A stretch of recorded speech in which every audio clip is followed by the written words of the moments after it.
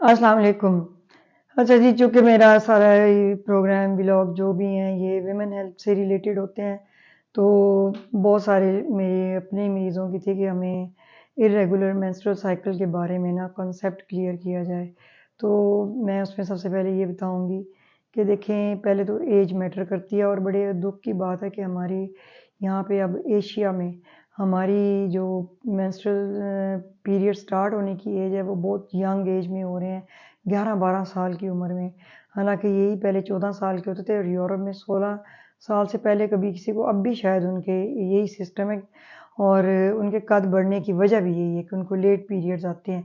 लेकिन अब तो बच्चों के बहुत सारे डॉक्टर कहते हैं कि फीमेल में 18 साल तक कद बढ़ सकता है और मेल जो बॉयज़ हैं इनका 22 साल तक कद बढ़ सकता है। इसलिए वो टेंशन ना लें अगर किसी की बच्ची को 12 साल की एज में पीरियड्स आ जाते हैं। अच्छा जी, अब बात ये है कि इतनी यंग एज में क्यों पीरियड्स आते हैं, तो जेनेटिकली मेडिकली ये भी कहा जाता है कि जेनेटिक्स भी मैटर करती हैं कि जिस एज में माँ को पीरियड्स आएँगे ना, उसी एज में बेटी को भी पीरियड्स आएँगे।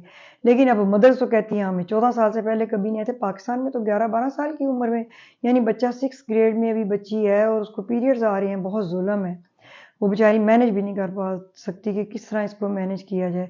एनी हाउ, एज का फैक्टर के पीछे भी सारा ये जंक फूड और ये जो मोबाइल का मिसयूज़ है, लेट नाइट सोना और स्ट्रेसफुल लाइफ गुजारना, ये स्ट्रेस में ही आता है ना। आप सारी रात जागते हैं, सारा दिन सोते हैं, आपकी आउटडोर गेम्स नहीं है, आपको बच्चों को खेलने के लिए खुद भी पेरेंट्स आजकल बाहर नहीं लेकर जाते ज़्यादा, जहाँ पे स्पोर्ट्स का हो या कोई खेल कूद का कोई हो रहा हो।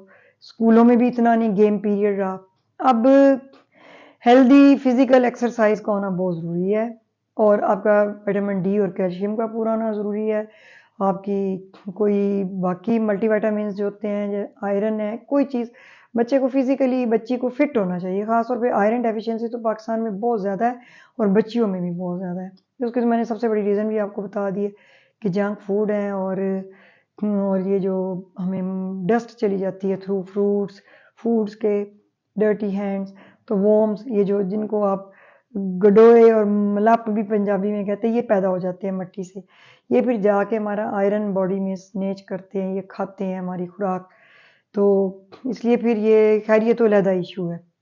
मेंस्ट्रुअल साइकिल का मैंने एज बता दी है कि आजकल 11 से 12 साल की उम्र में आ रहे हैं। अच्छा, बाज़ दफ़ा शुरू होते ही बच्चियों को ना एकदम उनको ना बेचारियों को 10-10 दिन के लिए पीरियड्स आते हैं, उसको फिर मैनेज करना पड़ता है। उसका एक अलग है, बहुत से टेस्ट करवाने पड़ते हैं कि उनके ब्लीडिंग डिसऑर्डर तो नहीं है, उनको कोई बाज़ वजह से थैलेसीमिया माइनर है, कुछ और भी इश्यूज़ होते हैं, वो करवाने पड़ते हैं। अच्छा, वो ब्लीडिंग टाइम, क्लॉटिंग टाइम भी हमें देखना पड़ता है, सीबीसी एक करवाना पड़ता है टेस्ट।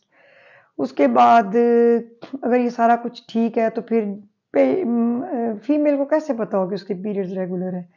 अब आप देखें जी, मिनिमम जो है ना 22 दिन के बाद आने चाहिए और मैक्सिमम ना 40 डेज के अंदर अंदर, 35 दिन के अंदर आ जाने चाहिए पीरियड्स। अब ये कैसे काउंट करना है, उसका बड़ा आसान तरीका है। फर्ज करें अगर आपको यकम को है ना, तो ये आपका फर्स्ट डे है। आपने, अगर आपको उसी महीने की 23 को, 24 को, 25 को आ जाते हैं ना पीरियड्स, तो ये आपका नॉर्मल साइकिल काउंट होगा। इसलिए आपको इसमें परेशान होने की ज़रूरत नहीं है कि एक माह में 2 दफ़ा है। दूसरे नंबर पे ये कि ब्लीडिंग अगर कम होती है तो परेशान नहीं होना चाहिए। कहते हैं मेंसेस आने चाहिए चाहे 1 दिन के लिए ब्लीडिंग हो। अलबत्ता अगर हैवी पीरियड्स आते हैं तो उसकी मैनेजमेंट फ़र्क है। नॉर्मल जो मेंस्ट्रुअल ब्लीडिंग है वो 20 सीसी, अगर आप 10 सीसी की एक सिरिंज देखें ना, तो 2 सिरिंजेस ये आपको पहले 2 दिन में लॉस होता है, फिर स्पॉटिंग शुरू हो जाती है। हैवी ब्लीडिंग कभी भी मेडिकली इनकरेज नहीं की जाती क्योंकि इसके पीछे रीज़न होती है। हार्मोनल इम्बैलेंस हो सकता है या कोई ऑर्गेनिक रीज़न हो सकती है, कोई खुदा ना खास्ता कोई रसोली ना बन रही हो, कोई पॉलिप ना बन रहा हो, कुछ इस तरह की और भी प्रॉब्लम्स आ सकती हैं। हैवी ब्लीडिंग को कभी भी एप्रिशिएट नहीं किया जा सकता। फिर जनाब, कि जिनको 3-3 महीने नहीं आते, 4-4 महीने नहीं आते, उनका क्या है?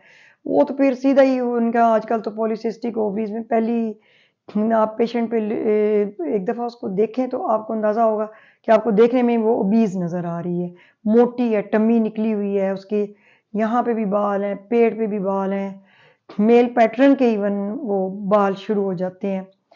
तो लेकिन बाज़ बात सिर्फ स्टार्ट में तो ओवरवेट ही होता है। जब बच्चियाँ आती हैं हमारे पास, ये हमें 3-3 महीने हो जाते हैं।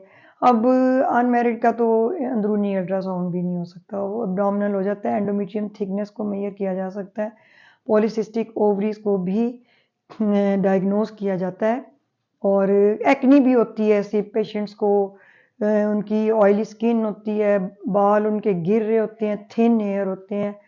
ये पॉलीसिस्टिक जो ओवरी सिंड्रोम है ना, ये एक अलहदा टॉपिक है, इस पे मैं फिर नेक्स्ट में बात करूंगी।